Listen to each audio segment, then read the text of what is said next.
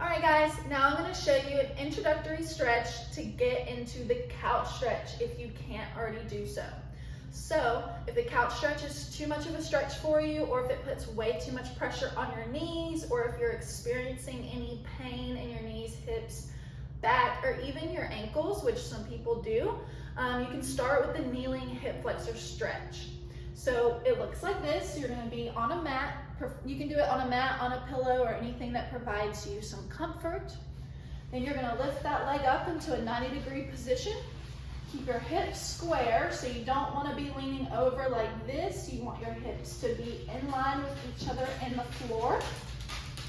From here, you're just going to lean forward into that knee bend position, and then you should start feeling a stretch in the opposite hip flexor.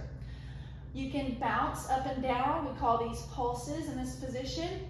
Wonderful for bringing blood flow to the area. Or you can just hold a static stretch for 30 seconds to a minute. Once you get to where your heel is on the ground, you're at full knee bend, full hamstring over calf coverage, it might be time to progress to the couch stretch.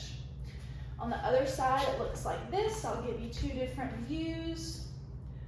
Bending that knee, feeling a stretch in your hip flexor, pulsing up and down for blood flow. And this is a wonderful stretch because it also gets you primed for that full knee bend position, which we go over in the ATG split squat. It can also help with ankle mobility, and again, hip flexor lengthening, which is super important if you work an office job or if you sit for hours out of the day. Stretching out my hip flexors is one of my favorite things to do when I've been sitting for a really long time, and can even release tension in the lower back. All right, so without further ado, my favorite stretch, the couch stretch. I'm going to walk you through it. If the kneeling hip flexor stretch is too easy, or you're not feeling a good enough stretch, you can move on to the couch stretch.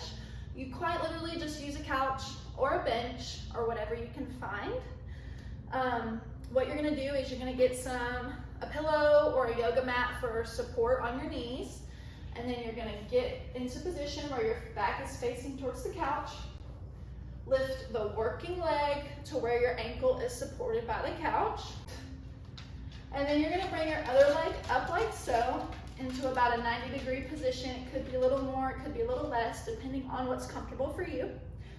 And then you want, again, your hips to be square with the floor and with each other. You don't want your hip to be hiked up like this. That's going to take pressure off of the stretch that we're trying to achieve. So level out those hips, contract the working glute. So the leg that's on the couch, you want that same glute to be contracted. Once you're here and you're feeling a good stretch, you can stay here for 30 seconds to a minute.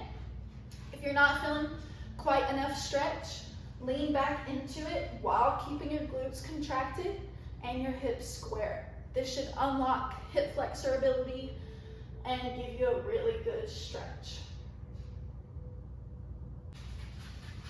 And also another thing to mention, to progress your couch stretch, if you're doing it on a wall or a couch, you want to get your shin as close to the couch or the wall as possible. I can't really get my shin to the couch right now. It's kind of a little uncomfortable for me, so I'm just going to work it where I'm at. I'm going to contract that glute and lean back. Already I'm getting a good stretch in my hip flexor, which is what you want. And then I'll just sit there for about 30 seconds to a minute. I hope this helped you, and thank you again for getting my free PDF on Get Moving and Stay Moving.